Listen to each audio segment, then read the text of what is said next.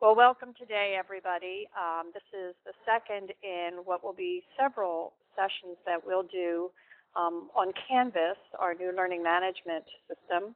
And today we wanted to spend just a little bit of time on a couple of features that we think are really going to be much appreciated by our instructors on campus.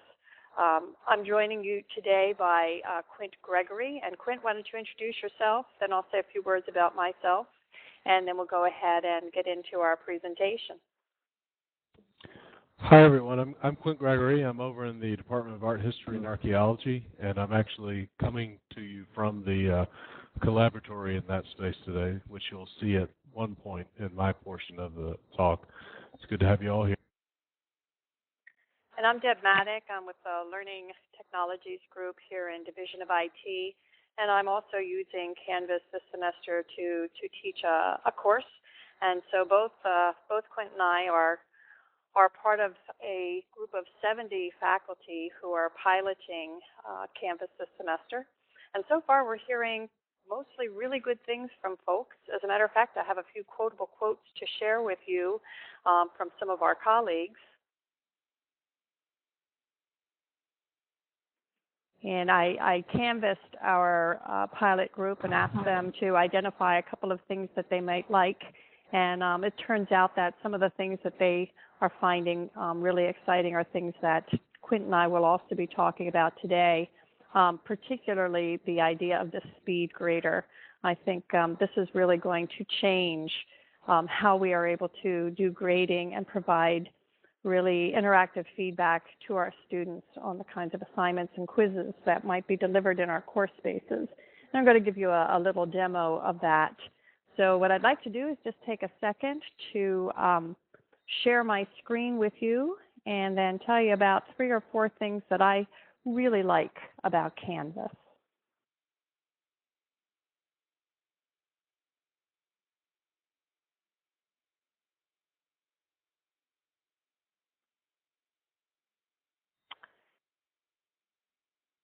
And now my hope is that you all can see the opening page in my Canvas space. When you first log into Canvas, you see an activity stream or a communication stream. And this is a global communication stream. This could include conversations that may come in from any number of courses in which you have a role. And that leads me to the first function within Canvas that I really like, and that's the ability to communicate and the ability that both I as an instructor and the students have in terms of managing how communication is going to occur. Communications don't happen within a course space itself. It's a global tool that is accessible from the inbox at the top of the Canvas screen. And when I go to inbox,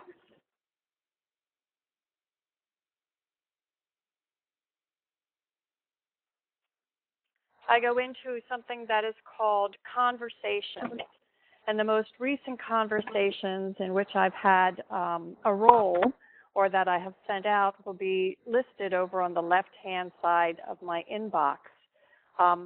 When I want to send a message, it's a very simple little tool.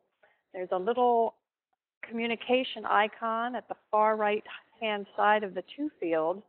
This enables me to scroll through any course in which I have a role. So I would see this, my students see something similar, and when I find the course that I want to communicate with, I can decide who in that course I want to communicate with. I can go with everyone. And in Canvas right now, we have roles quite similar to the ones that are available in Blackboard. We have instructor and TA and student. We have a role called designer. There will be an observer role. Actually, we hope to have even more roles available within Canvas than we've had within Blackboard.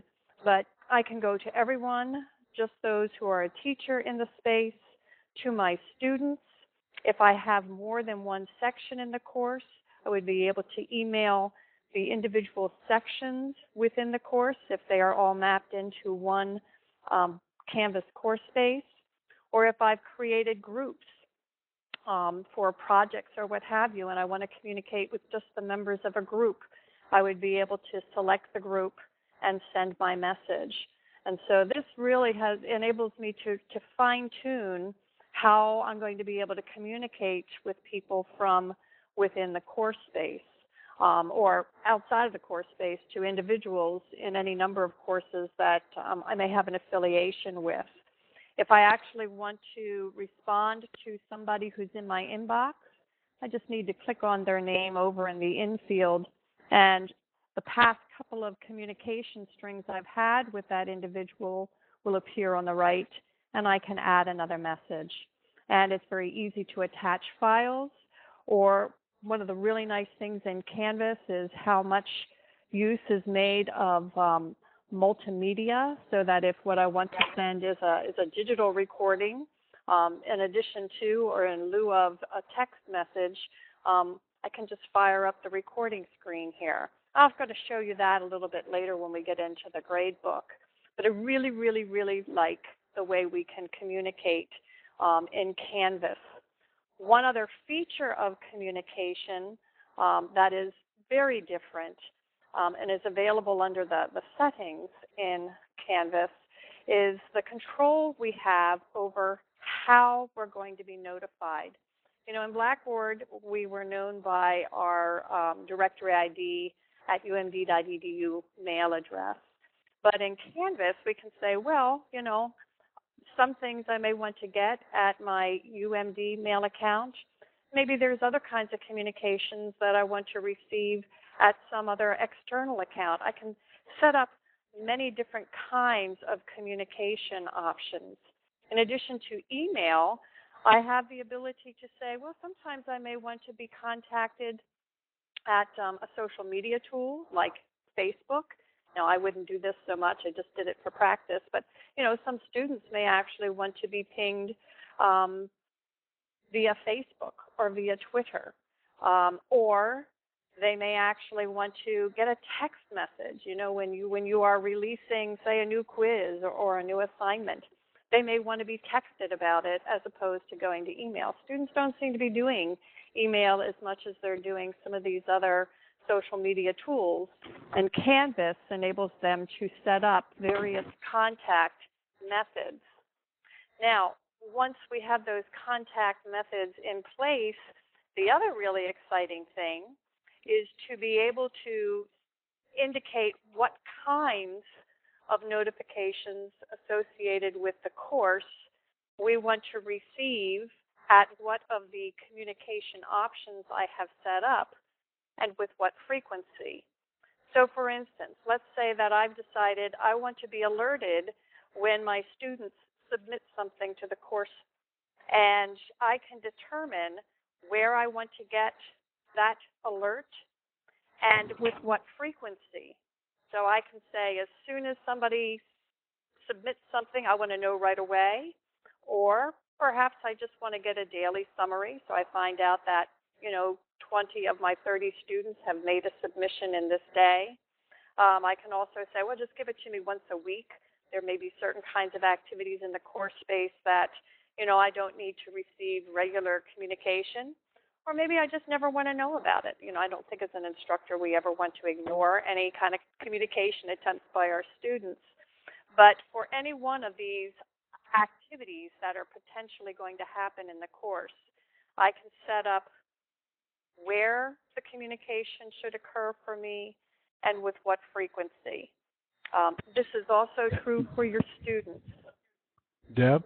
Yes. Yeah, hi, it's Quint. Sorry to interrupt.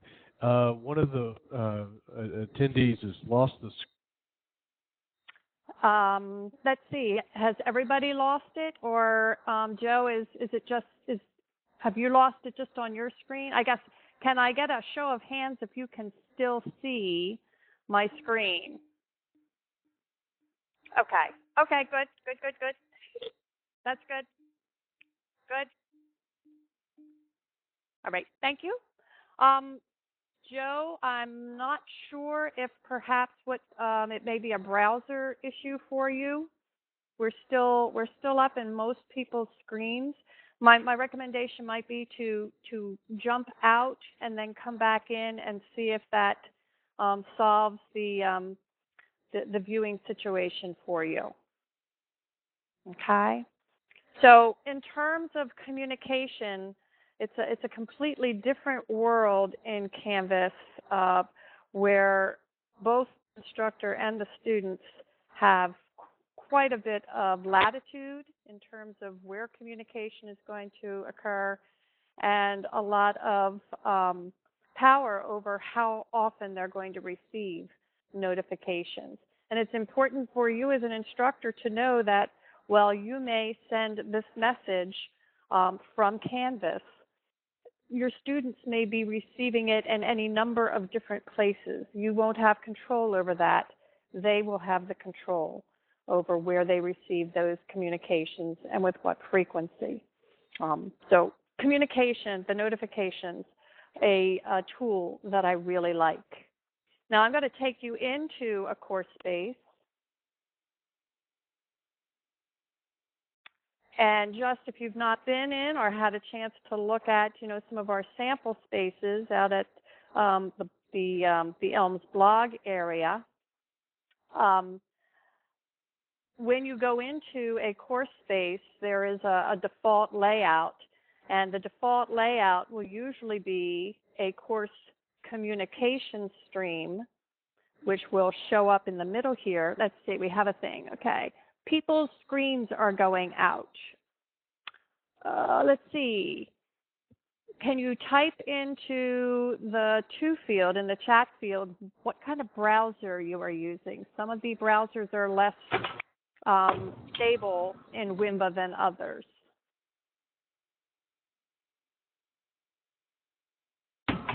Chrome, okay. Chrome is great. Chrome is the great browser for Canvas. It's not the best browser for WIMBA. There are some problems with WIMBA in Chrome. So if you have a different option, I would say Firefox is probably going to be your best option with WIMBA at this point. Safari, we've had some issues with the chat box working in Safari. So all of these tools seem to have some issues with browsers, but Firefox seems to be pretty stable. Okay. So let's see, Firefox is working. Okay, Firefox gave you an error and they're back in. So I can only tell you it's not Canvas that is causing you these issues, but it is, I do apologize, there is something with perhaps your interaction with WIMBA, and do pop out and then jump back in and join us. All right, so we're in the Canvas window, and what I really like at this point is the flexibility I have for my home page. Now, I have chosen to set up the home page for this environment with a layout that includes an automatically generated syllabus and syllabus content that I typed in myself. But there are a couple different ways that you can approach providing this front line for your students when they enter your course space. And I just want to show you those and just touch on when one might be preferable over another. The one we were just looking at was something called Assignments with Syllabus. But let me just back up to what the default view would be, and that's the communication stream. If I go to the communication stream, I will get within the course space a layout similar to what I had when I first logged into Canvas. But this communication is going to be exclusively communication from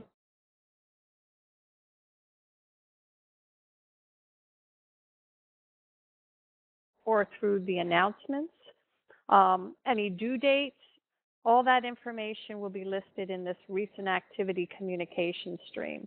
And this will be available to my students and me. So it's a pretty good way of being able to see what kinds of activity has gone on in the course, including when you add new assignments or new quizzes.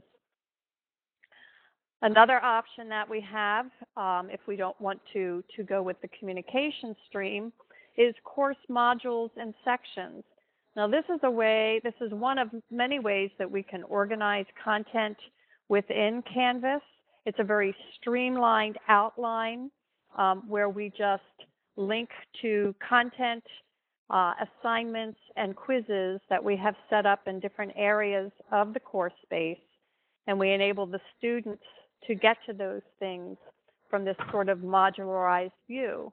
And we do have the option of making this view of the modules of the course, available as the course homepage. Another option is to go with the page that I'll design myself.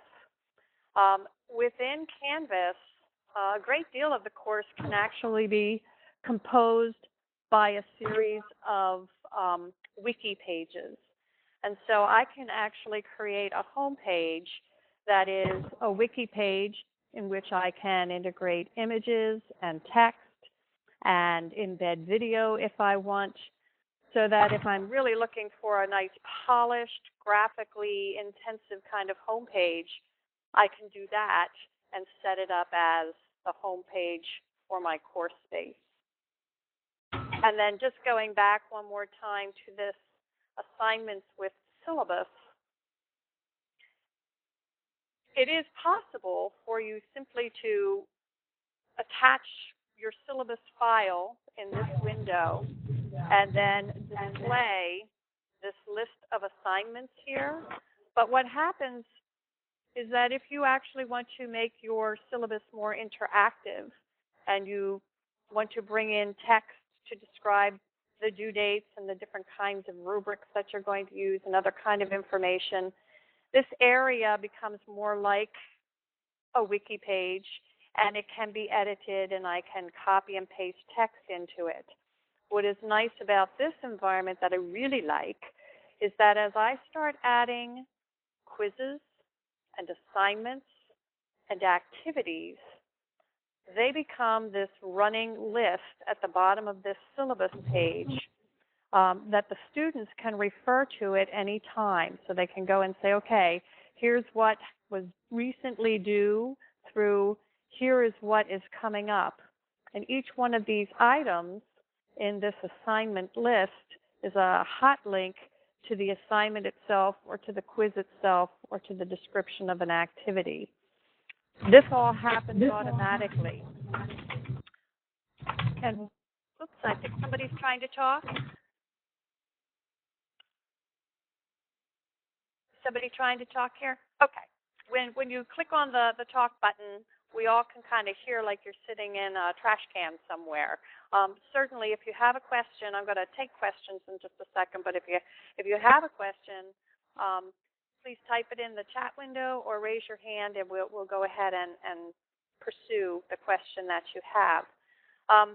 So this is something completely different, and students in my course really like this because while they have a PDF of a syllabus that they've printed out and it's there, you know, we are a work in progress in Canvas with my course. I do not have the entire course finished yet, having brought it over from Blackboard. I'm about 3 weeks ahead of the students. And so being able to have the course start to unfold and the activities that are going to be available to the students start to be displayed in this view, students have been highly responsive to.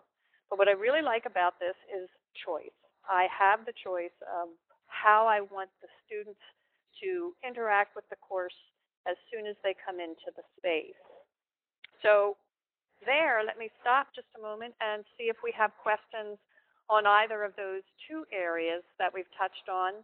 And then I want to just talk a little bit about how some of these tools integrate together and then take you to my favorite tool, which is the speed grader. But do we have any questions?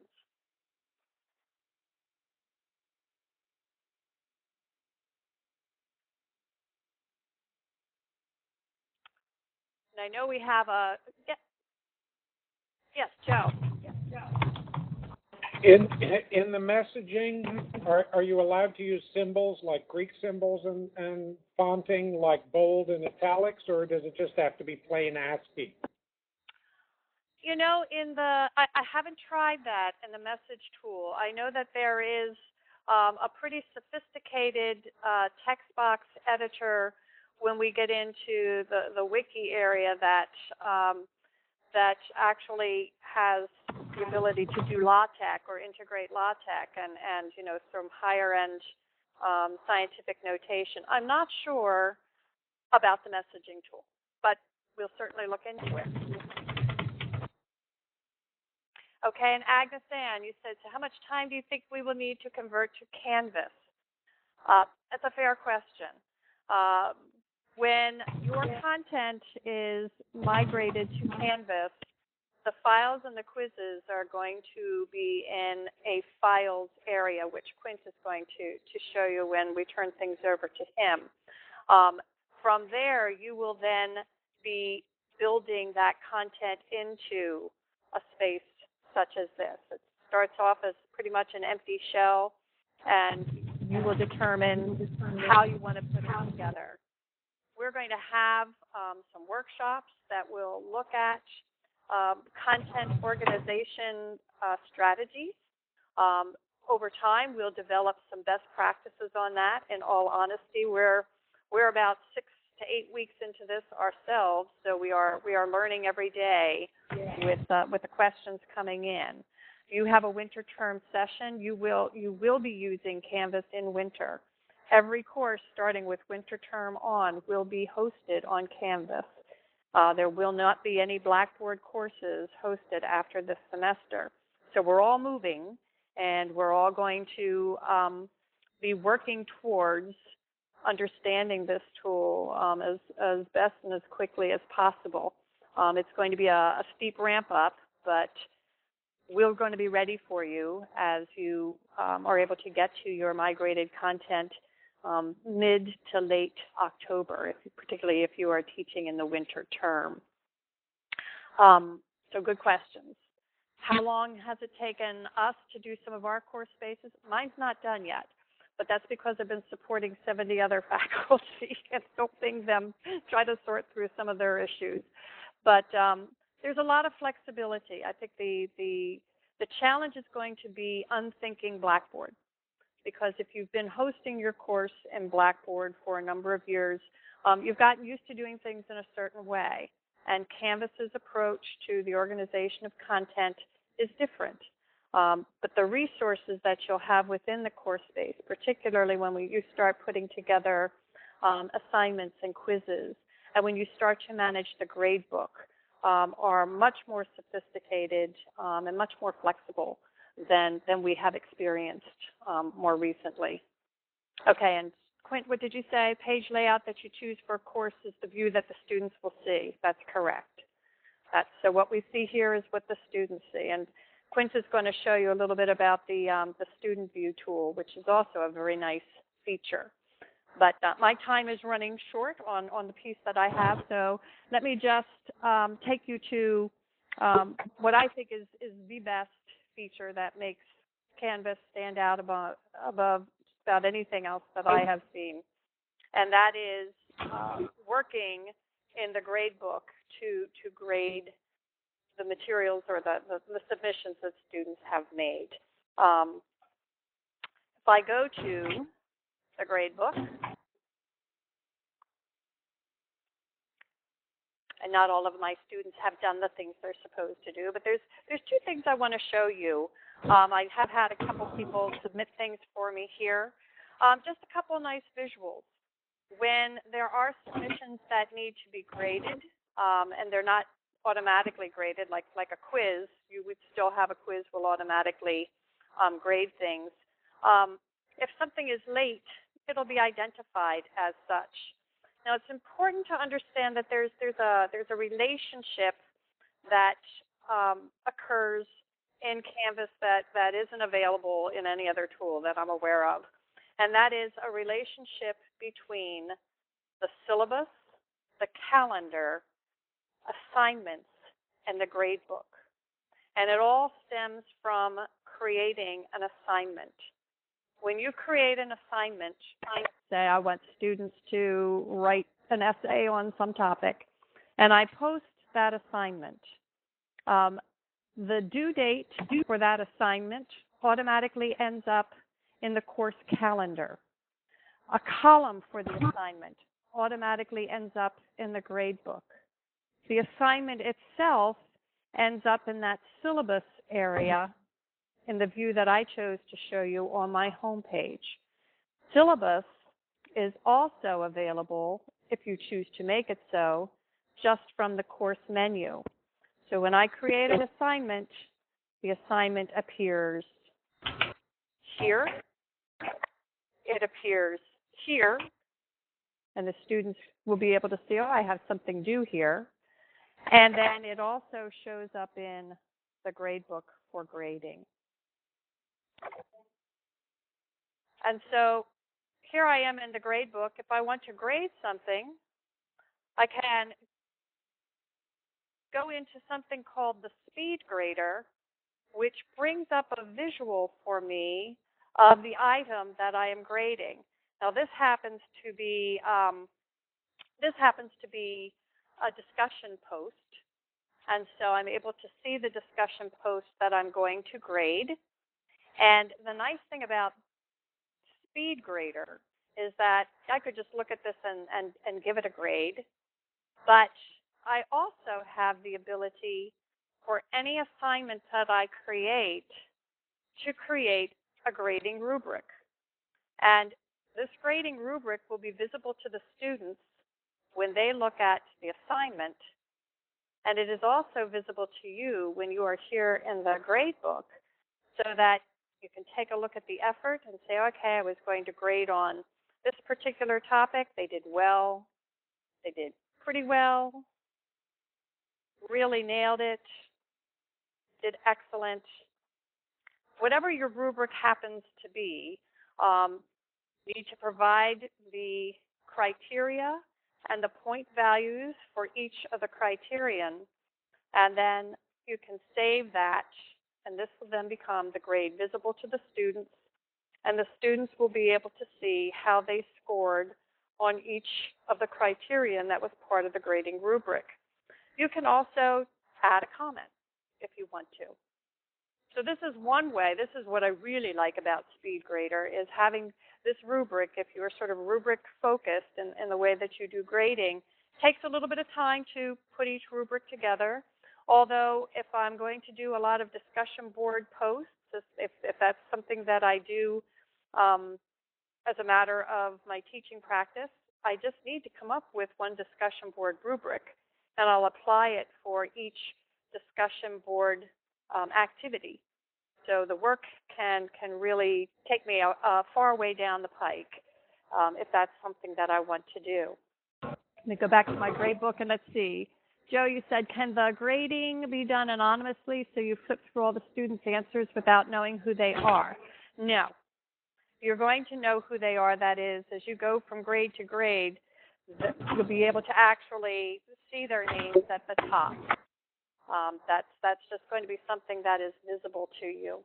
If I come in here to another item here to grade, when I'm right here, you can see that the student's name is available to me. When I go in to do this grading, where the student actually provided me with a file, this is also something I really like. Now, when I was doing the discussion board posts, obviously the discussion board posts are inside of Canvas themselves. But if I've required that students upload a Word document or a PDF or some other kind of document to the course space for grading, I could even get a view of that in this scribd window. It will do its best to display that to you, as opposed to you having to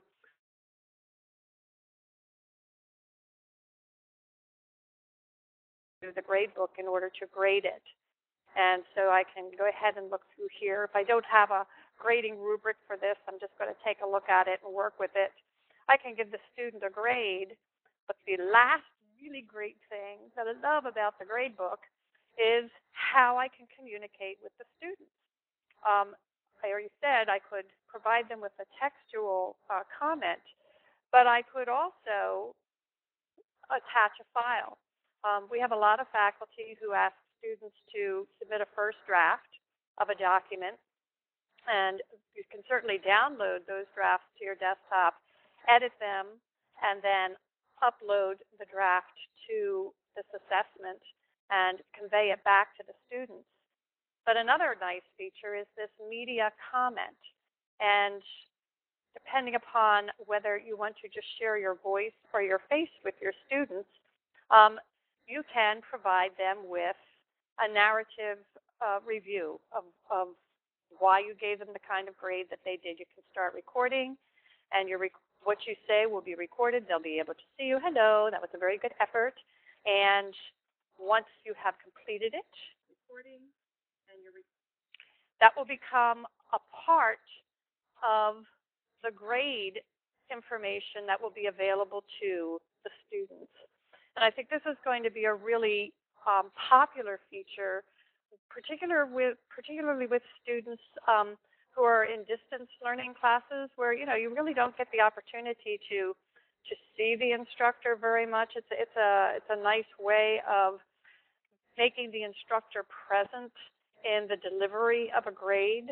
And I really, really like this. One piece that I'm still working with, but I'm excited to try, is the Speed Grader app for the iPad. And so that would enable you to do all of that rubric view and looking at the student effort and doing your grades, but on the iPad. So that you can kind of disconnect from the desktop and everything and grade wherever you are. And I have just downloaded it to my iPad. I did not get a chance to play with it yet, but it's on my list of things to do this weekend so that we can start documenting it and provide you with some instruction on it. But Joe, as I said, you can't grade anonymously. Along the top of the screen as you're grading a particular assignment, you can go from student to student or pick a student. You can see who you have already graded and then go to the next one. But to the best of my knowledge, there's no way to go through this process anonymously. All right, so after the course is finished, is there a way of downloading all the files and data from the course? I do not know. We'll look into that too. We will take that question down and look at it. I know we can sort of archive the effort, but in terms of downloading, well, all of your files are going to be in the files area of your course. And yes, you can, at least the files, you can wrap them up and download them. But in terms of the student data, you can download the gradebook into an Excel spreadsheet, but I don't think that's going to take all of the digital media that you've associated with those grades with it, because Excel wouldn't know what to do with it. Mel, you said that you've used the iPad Speed Grader app. You want to just say a word or two about it while I go ahead and release my screen here so Quint can set up? Do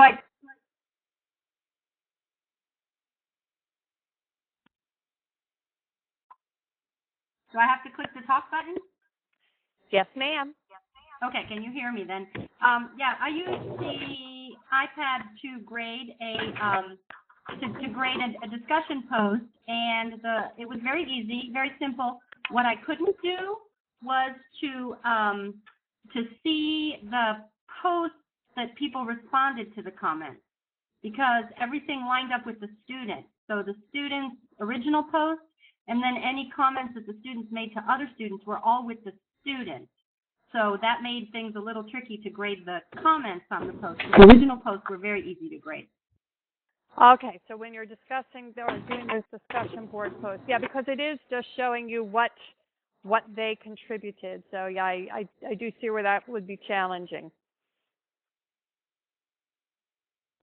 But it was very quick and very easy, and I really enjoyed it. Thank you. Agnes Ann, let's see. You use rubrics. Will you need to retype them, or can you download for that?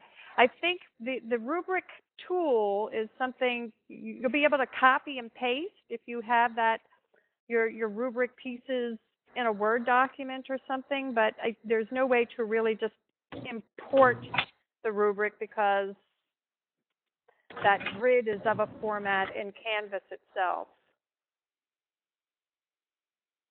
All right, Quint, take it away.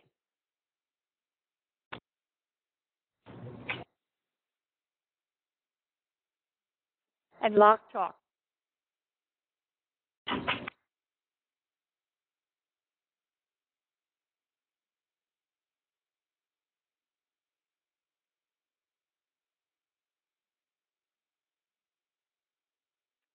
Okay, Quint, we have your desktop, but we don't hear you.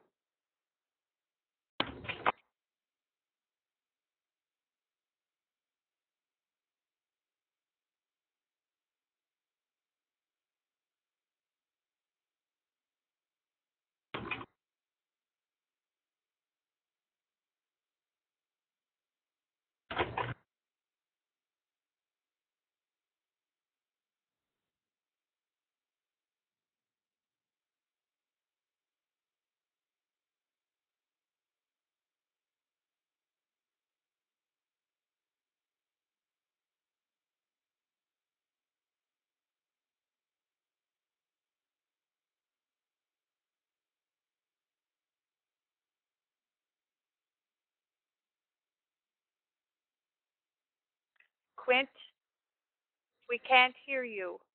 Have you locked talk down?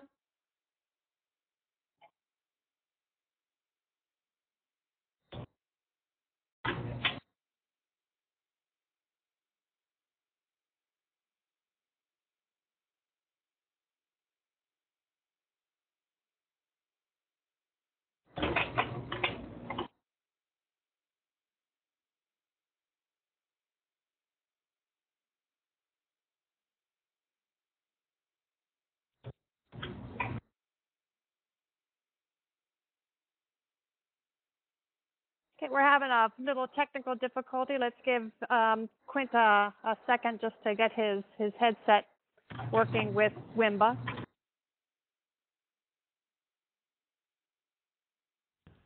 Can you hear me? Yes. Sorry about that. Hold on just a second. Can everyone hear me now? Okay. Sorry about that, folks. I'm not sure what happened there. Okay.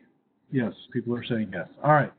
So what I'm going to be talking about, more than just this one thing, is but to start with is files, as Deb was mentioning. And files, of course, are things that you put up and then obviously you can take down. And you'll notice here in the How Do I Webinars course space, in which we've been moving for the past 40 minutes, files is over in the left-hand navigation section, and it's actually grayed out, and I'll talk more about that, but essentially what that means is students won't be able to see that.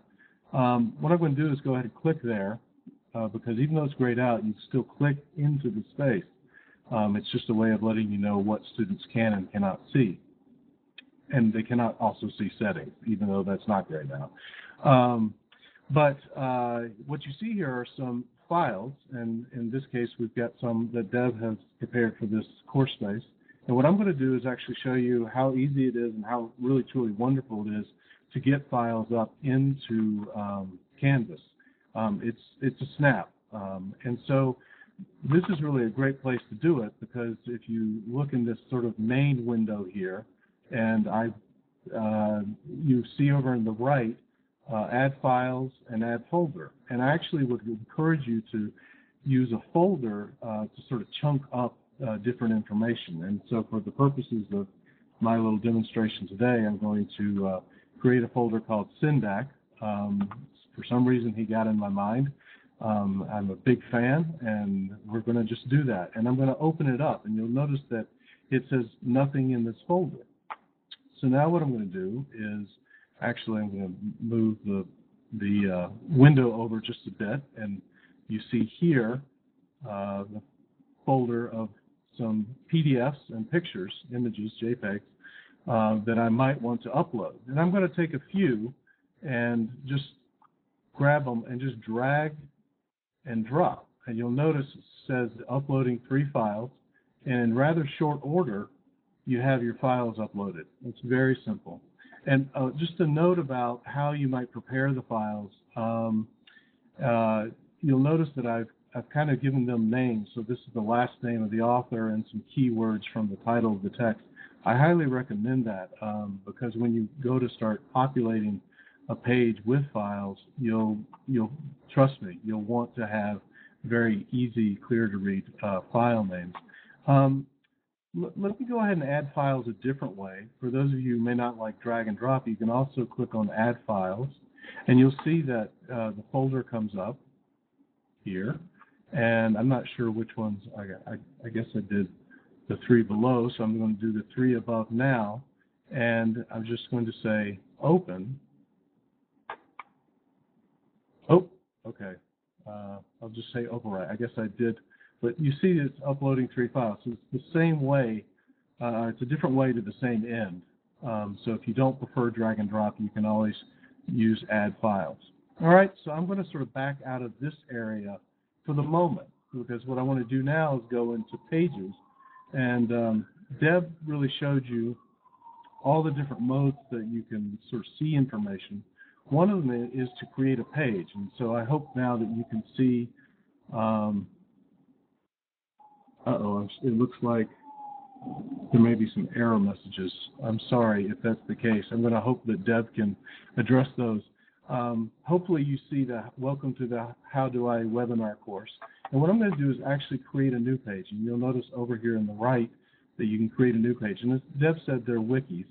So I'm going to call this one, let's see, Maurice Sendak, if I can type, and the question of childhood. Now, I should go ahead and tell you I'm not an expert on Maurice Sendak, except from the point of view of a child, having read all his books. So I'm not an academic ready to talk about all things Sendakian. Now, but we've got this blank shell, this wiki here, and what I'm going to do now actually is to come in and I want to add an image. So I'm going to click over here on the right, and you see the Image tab. And I don't actually have an image here that I want to insert, but rather I want to upload a new image. So I'm going to click there and then choose File, and the same folder opens, and you'll just have to take my word for it that this one is the one I want. I'm going to say Open, and then I'm going to say Upload over here back on the right. And just like that, you have an image file, and it's going to go ahead and put it in your page. It assumes that you are uploading it for the purposes of putting in your page. If you didn't want to do that, you'd really want to work in the Files region, and just as I did with the PDFs, upload those images. So now I've got an image, and maybe I want to come down here, and I'll grab a little quote from Maurice Sendak real quick and put that in.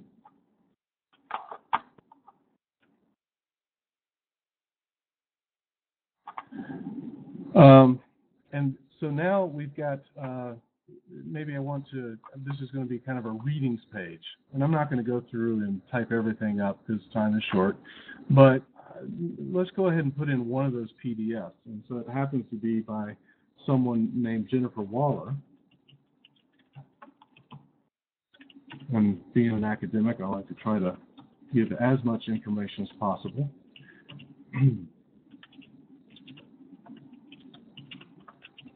So, oh yes, of childhood.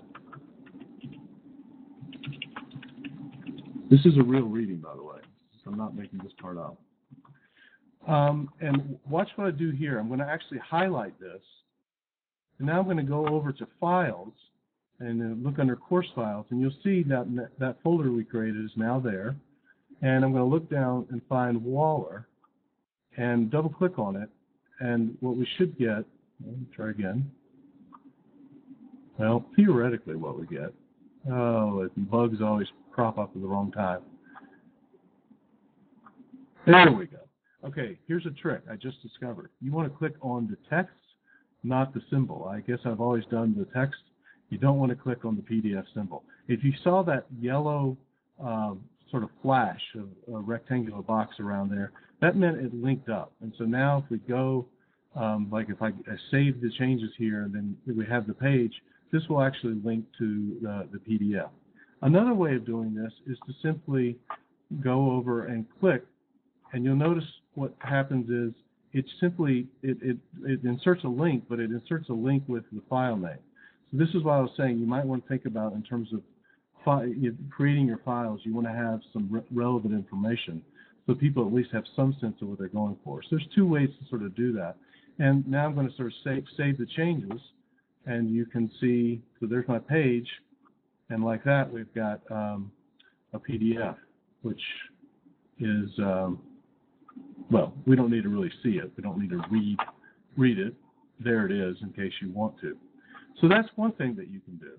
Another thing that's completely different, it's a complete change of pace here, is it gets back to communication with students, but not in the marvelous way that Deb showed us earlier, but actually in using something called chat. And if you see over here in the left navigation column, you've got chat. And if you do chat, and I will just tell you, I'm in Chrome right now, and the first time you try this, it may not work. In fact, it almost certainly will not work. And you'd have to want to go up in the window for the URL window in the far right, and there will be a shield-like emblem, and you click on that, and then you allow the insecure content. But I'd already done that, so it's working. So now what we have going on, you'll see that one of my students, Janelle is playing the role of student for this exercise, is in. And I will tell you right now, you're probably not going to hear us. What Deb and I discovered today is that I think within the webinar brown bag window, what you're seeing here will not, the audio doesn't transmit. So we're going to pantomime a little bit if you in fact can't hear us. But the point is that teachers and students, up to 10 people actually, can chat at the same time, and you can chat by texting. Let's say like that. You can obviously talk to each other directly via the camera. And let's say that maybe we've just done a little something with Syndac, and this is sort of after the class, or maybe this is an online class, and we're having an office hour session here, and the moment comes up, and let's pretend Janelle has asked me, well, why, how really has Syndac impacted artists out there? I'll say, let me show you.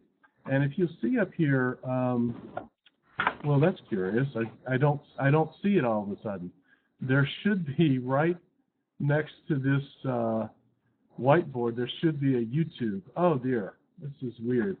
I'm not entirely sure what's going on here. What I was going to show you is that normally, except for apparently when I'm trying to show you exactly, normally you can actually bring in YouTube video and do a quick search and sort of share that video with everyone as well. And I guess we will do this.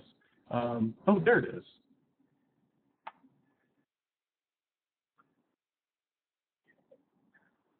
Okay, that's weird.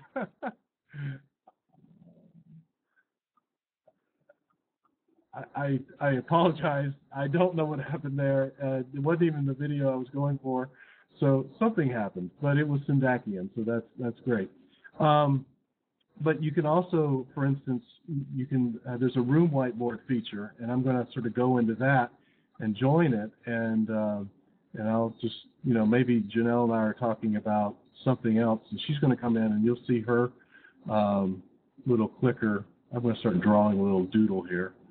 Obviously, you want to use it for more serious purposes than that, but if Janelle's able to come in, and you can change, oh, there's Janelle, and see, they're labeled. And so you can have this opportunity to, if you can imagine like a math course, you can actually type out problems. And Joe, back to your question earlier about Greek symbols and whatnot, I don't know. Possibly, I don't know. That's something certainly to check with. This flock draw is not part of Canvas, but rather something that's embedded in. Yeah, money plus 3. That's a good question, Janelle. I'm not sure what that equals. Perhaps after work, I'll tell you. I have no idea. But anyway, we'll get out of this because it's just a quick point. But that's really how you can use the tools. And up in the upper right corner, if ever you've got a problem, you can actually sort of check on the camera. You can toggle options. Same with the microphone. Here's something interesting, which I hope none of us would ever need to use. You can actually, if you see here, it says confirm bans. You believe it or not, you can actually ban some people. You can set bans of some users. Obviously, we wouldn't want to do that, but because this is mostly a very exciting feature. The other thing that Janelle and I discovered, right here, you've got apps. Basically, you can get apps for the Android and for iPad, which is important because this is Flash-based. So presumably, and this is really for TinyChat, not for what we're doing right now, but TinyChat is the program that's running. So presumably you'd have to get an account, but you could access the office hours chat with everyone else via your iPad. So there's just that. I'm going to say goodbye. Bye, Janelle. And she can't hear me. Or, oh, pantomime. And so there's that, and we'll just sort of get back to something else. And then the last thing I want to show you, and I know we're short on time, but this is a super cool thing. So it'll just take a moment. If you go down to settings, down here in the lower left corner, there are a number of different tabs: course details, sections, users, navigation. And there's one, external tools, and I've actually already put 2 in. Let me delete them real quick because I'd really rather you have the experience of the new. I thought I had done it. The external tools, obviously, content, educational content that you can find out on the web and bring into Canvas. One of the great things about Canvas is that it really does let you do that with remarkable ease. And if you look at this, it's external LTI, which is a standard. That describes a standard by which these tools can then marry up to learning management systems like this one. But you can, with this, you can add a lot of rich technology. If you click on the Here button, you can see a number of apps. And you see, obviously, YouTube, Khan Academy. And I'm just going to show you a couple real quick, one being like Quizlet. And what happens is when you press on that, you can go in and preview it. I'm less interested in doing that than I am in showing you how to sort of set one of these things up. What you want to do is copy the configuration URL, and then we'll come back out and put it in. But before I do that, you'll notice it says preview, which we're not going to do, but it also has this tag editor and resources. Those are important because that's sort of extra functionality that Canvas has actually built into the integration with that particular tool. So now I'm going to come back here and add. Did somebody want to say something? Hello? Now I'm going to come back here, and I've just clicked on Add External Tool, which brings up this edit window. You want to change this to by URL, and then paste the configuration URL. And then we'll just go ahead and call it Quizlet. And the thing with these consumer keys and shared secrets, for anything that's free, virtually always, it doesn't matter. So you can just type in whatever. And just save toolset settings. If you're subscribing to something where you pay money, that's where you'll have a consumer key and a shared secret, and you'll want to put those in exactly as they appear to make sure that the tool is properly configured. So I'm going to save that, and okay, now it's saved. Now what I'm going to do is come back to Pages, and that one that I was working on before, so we've got this one, I'm going to go ahead and add this in. So I'm going to edit this page, and you'll notice you can do that over here in the right. So I hit edit, and if you look up here in the top, you've got all these icons, obviously, symbols. This one is embed Quizlet flashcards. So I'm going to go ahead and do that now. What it does is it takes me to a dialog box with Quizlet.com, which is its own functioning website.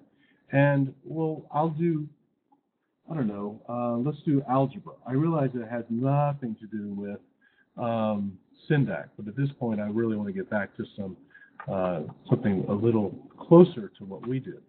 So basically what Quizlet does with flashcards is it generates virtual flashcards, or rather I should say it provides and distributes virtual flashcards. So I'm just going to go ahead and add this Quizlet, and now you see it puts up a box, and I could move that around if I need to, but for purposes of this I'm just going to go ahead and save the changes so that you can see it in action, as it were. Now there's something funny I've noticed about Chrome. The first time it's not there, but if I hit the page again, it'll be there. So now we have the flashcards, and your students and you both have the option to sort of have it be term first or not, or have both sides. So that's just, I know we're running short of time, and there's likely to be questions, but there are a number of these things that you can embed into Canvas, and it's very, very powerful, obviously, for helping students learn. As well, there's something called SlideShare, which brings in PowerPoints, so you can have embedded slide material, which I'm an art historian by training, so you might imagine that is deeply appealing to me. But really, it's kind of a broad universe. Now, before the last thing I want to show you, as I come back here, is when you're in settings, there is to the far right, student view. And that allows you as a teacher to see what the students are seeing. So now if I go back to that page that we were just working on, you can actually see it from the point of view of the student. And so it looks basically the same, except for you notice that a lot of the like edit this page or delete this page that you might have seen on the right is now gone. And as well, you'll notice that the navigation window, all those grayed out boxes plus settings, they're gone. So this is what the students see. And if you look down here at the very bottom, you can reset student view or leave student view. So that's a very powerful feature for Canvas as well. So I'll stop there and actually relinquish control to Deb, who's our host, and I thank you for listening. One other note on that student view, it is a true student view. So as the instructor, when you go to student view, you can take a quiz and get all the way through the quiz. You can submit an assignment. You can practice posting a discussion board post so that you can, if there are rubrics, you can view the rubrics. You can do everything that the students can do. And the reason there is that reset student option is that, if you want to test things off and on, every time you reset student, the next time you go to student view, you'll be a new test student. The effort that you went through will no longer be in the grade book. If you don't reset the student view, then any quizzes that you take, your score will remain in the grade book under a test student entry. But we found it's a really effective tool. So we have just a moment or two to entertain any questions that you may have. We'll do the best we can to answer them. Certainly, we do not feel like we have absolute expertise yet, but every question we get, we learn a little bit more about the tool. So does anyone have any questions?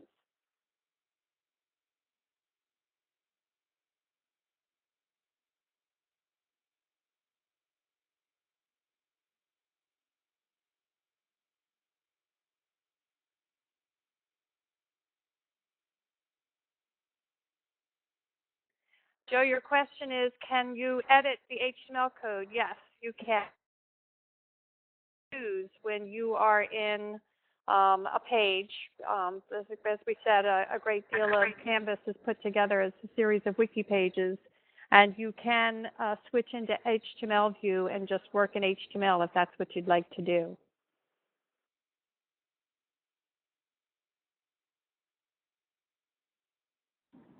Jorge was asking about the Quizlet app working with mobile devices as well. Yes, it should.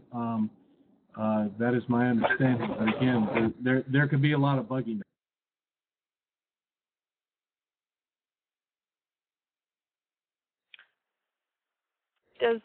Let's see. We'll be back with you next week, a shorter version, but we are going to try to take a look at Canvas from the perspective of things that students love. And we actually have some students putting together some just really brief video snippets on what they really like about Canvas, and then we'll just be stitching it together with a little commentary ourselves. Want to make sure if you have questions about Canvas, know that you can contact us at nextgenelms@umd.edu. And the latest news that we have on Canvas is going to be out at the blog.umd.edu/elms. We have a number of FAQs out there. The phased migration plan is listed there. And so we hope that you'll stay in touch with us and let us know if you have questions or concerns. And the next thing you'll be hearing from us in a major way is the beginning of the phased migration around the middle of October. And Agnes, Ann, we don't get accounts per se when we are doing the phased migration. We have created master course spaces for the winter term and spring term courses that we are going to migrate over, and you will then be able to go in and access those course spaces. We do not yet have a seamless way of requesting just a sandbox space. We are also working on that. So right now, Canvas is accessible through your directory ID and password, but you may not have an environment out there to go to until we start this phased migration, unless you are part of the pilot program.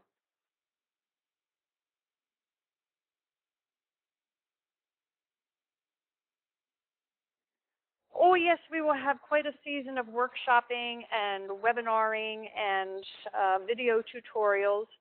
But while we are developing those, and that is what we are currently doing, one thing you can do if you want to go out to the Instructure website, and that URL is umd.instructure.com. If you log in, you won't have any courses to access, but you will have access to the help link. And the help link will take you to several of the Canvas-generated guides, which are a good place to start just to kind of orient yourself to Canvas. But we're working very hard on our workshop materials, and we'll start to be deploying those not only in some fixed locations here and over in McKeldin Library, but we'll also be putting together a show to take on the road. And if there are departments that would like to have more targeted training on site, we'll be happy to start taking that on come November.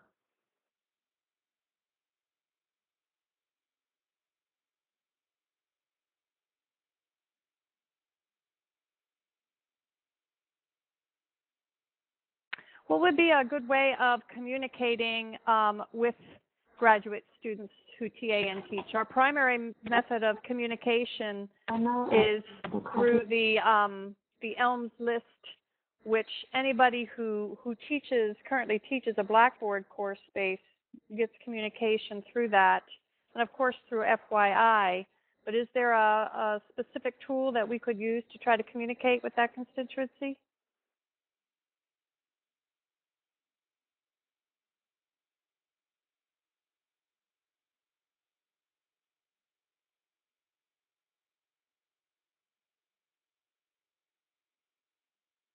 Well, for anybody who is a TA and has ideas on that, please do let us know. We do want to communicate with as many people in as many ways as we possibly can. Any last questions before we call this closed for the good of the order?